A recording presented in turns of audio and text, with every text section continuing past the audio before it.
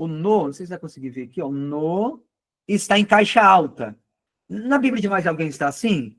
O N e o O está em maiúsculo. O no está em maiúsculo. Tem mais alguém que está dessa forma aí? Mais alguém? Existe um segredo nisso aqui, tá? Esse no, na verdade, não é no. Na verdade, é em. É o beit, né? A primeira palavra que aparece aqui é o beit. E a segunda palavra, que é princípio, é reshit. Então, é bereshit, da ideia de em princípio, tá? Então, essa palavra no princípio, não está marcando o tempo. Então, já anota isso aí, já puxa aí na sua Bíblia, já escreve, já anota, ou anota no caderno. No princípio não está marcando o tempo. No princípio, não está marcando o tempo. No princípio, é uma pessoa, tá? Eu vou acelerar. Uma hora dessa nós vamos comentar sobre Gênesis, tá? Porque o alvo aqui, senão eu vou gastar muito tempo explicando esse texto, mas só para vocês entenderem. O no princípio não está falando de tempo. O no princípio é o lugar onde tudo foi criado, e não o tempo em que foi criado. Se alguém for bom de escrita aí, manda no chat. Sempre que a gente falar alguma coisa, manda no chat, que aí alguém pode conseguir anotar aí. Então, no princípio é o lugar onde tudo foi criado, e não o tempo em que foi criado. É importante anotar isso. No princípio, criou Deus os céus e a terra. Ou seja, em um lugar específico, Deus criou os céus e a terra, tá? Então, no princípio, criou Deus os céus e a terra. Então, nesse lugar, nesse local, porque o Bereshit significa um local selecionado, significa uma parte selecionada. No princípio, Bereshit significa um local específico, significa um local, uma parte selecionada, tá? Então, no princípio, está falando de uma pessoa. Eu vou falar um pouquinho sobre isso, vou te mostrar o texto. E a terra se tornou sem forma e vazia, e havia trevas sobre a face do abismo, e o Espírito de Deus se movia sobre a face das águas. Agora, na sua Bíblia, possivelmente vai estar, e a terra era sem forma e vazia. Você pode tirar o era, pode riscar ele, e você vai colocar no lugar de era, você vai colocar a palavra tornou-se, ou veio a ser, né? Mas no texto hebraico está tornou-se, tá? E a terra tornou-se sem forma e vazia, tá? Porque, e a terra era, dá a ideia de algo que foi criado assim, a terra era assim, tá? E a terra não foi criada sem forma e nem vazia. A terra foi criada com forma, foi criada para ser habitada, e quem disse isso foi o próprio Deus, tá? Então, as trevas, aqui no texto, não está falando de escuridão. Vamos lá, pessoal. Se estiver muito rápido, vocês podem falar, tá? E a terra era sem forma e vazia? Não. A terra tornou-se sem forma e vazia, tá? E havia trevas sobre a face do abismo. A palavra trevas, você pode puxar aí também e escrever ou anotar no seu caderno. A palavra trevas, do verso 2, não está falando de escuridão. Essas trevas, elas têm capacidade de compreensão, tá? A escuridão normal não tem capacidade de compreender nada. Essas trevas aqui, elas têm poder de compreensão. Então, essas trevas do verso 2 não fala de escuridão. As trevas do verso 2 está falando de espíritos. Então, pode puxar aí ou pode anotar no seu caderno. Trevas do verso 2 são espíritos. São espíritos. Deus não criou a terra sem forma e vazia, tá? Não criou sem forma e vazia. E as trevas aqui é espíritos e não escuridão, tá bom? Alguma coisa aconteceu que deixou a terra sem forma e vazia. Vamos lá para Isaías 45, 18. Isaías 45, 18. Vamos lá. Isaías 45, 18. Se alguém achar rapidinho aí, vocês podem ligar o microfone e ler, tá? Seria importante alguém encontrar o texto e abrir o microfone e fazer a leitura de Isaías 45, 18. Tá? É bom vocês participar, pessoal. Vamos lá. E aí, por que eu falo que é bom para você que consegue abrir aí o texto? Achei, pode pastor. Abrir. Pode ler, por favor. Porque assim diz o Senhor que criou os céus. Ele é o único Deus que formou a terra e a fez, ele a estabeleceu. Ele não a criou para ser um caos, mas para ser habitada. Eu sou o Senhor e não há outro.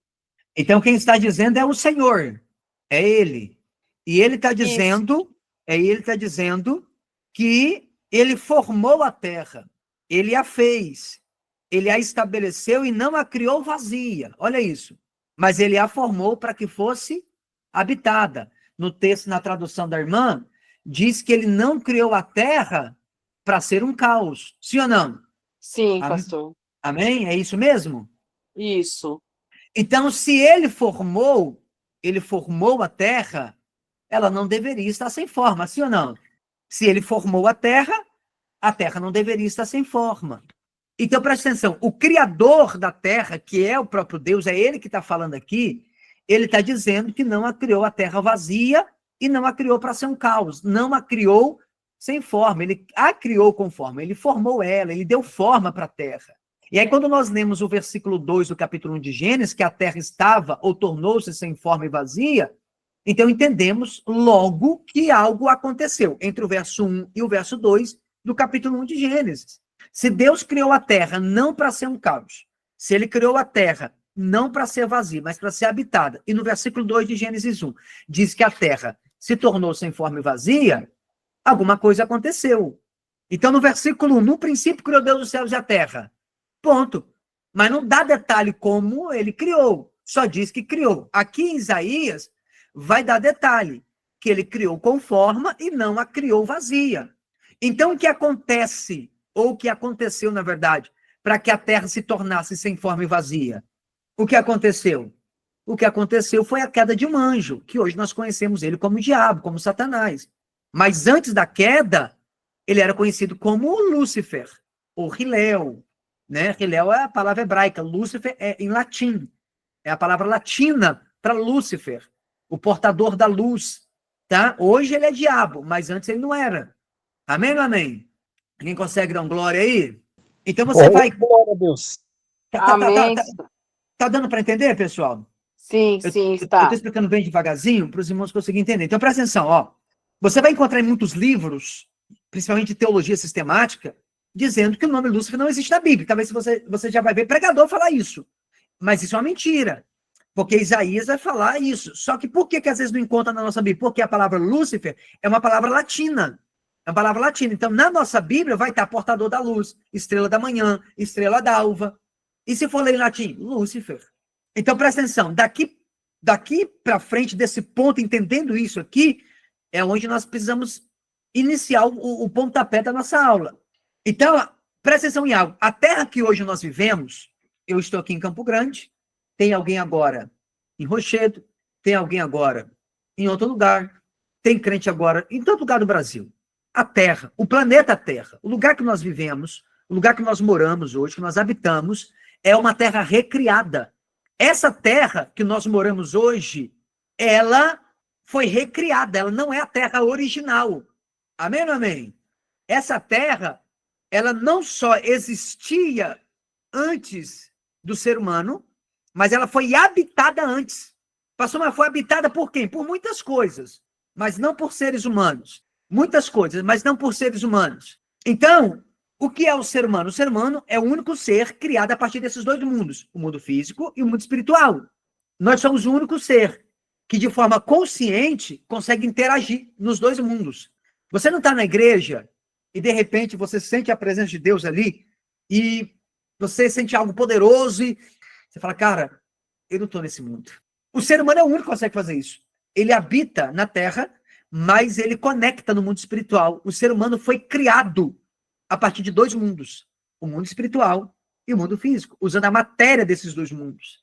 E nós somos esse único ser que, de forma consciente, consegue interagir tanto no mundo espiritual quanto no mundo físico ao mesmo tempo. Amém ou amém? Então, quando Deus foi criar o homem, Deus lá faz o boneco de barro, né? A velha história do boneco de barro, que é a parte material do homem. E aí ele vem sopra nessa matéria o espírito, a parte espiritual. E aí a parte espiritual se unindo com a parte física, então traz à existência um terceiro elemento. Qual é o terceiro elemento? A alma vivente. Então, o que é o ser humano? O ser humano é uma alma que tem dois corpos, um corpo físico e um corpo espiritual. A Bíblia diz em Gênesis 2:7, e formou o Senhor Deus o homem do pó da terra, soprou nas suas narinas o fôlego da vida, e o homem foi feito uma alma vivente. Então, formou do pó da terra. O que é o pó da terra? Parte material. Ele soprou em suas narinas. O que é soprar nas narinas? Parte espiritual. E aí o homem, então, vai se tornar uma alma vivente. O que é a alma vivente? É o ser humano. O que sou eu? O Maxwell é uma alma. O que é o pastor Arley? Uma alma. Todos vocês são almas. E você é uma alma que habita em um corpo e possui um espírito. Então, nós somos uma alma, nós temos dois corpos. Um corpo físico, para interagir no mundo físico, um corpo espiritual, para interagir no mundo dos espíritos, tá? Então, e a nossa alma, que é para interagir conosco mesmo, né? Porque nós somos alma vivente, né? Então, o que é o ser humano? Uma alma vivente. Pastor, e o que é uma alma vivente? É o poder consciente de interagir nos dois mundos ao mesmo tempo. Então, o que é você? Você é uma alma vivente. Então, o que é você? Você é um ser capaz de interagir em mundos paralelos, espírito e físico ao mesmo tempo. Então, de uma forma natural, o homem é esse único ser que tem consciência de existência, ou autoconsciência, né? Animais não têm consciência de existência, irmãos.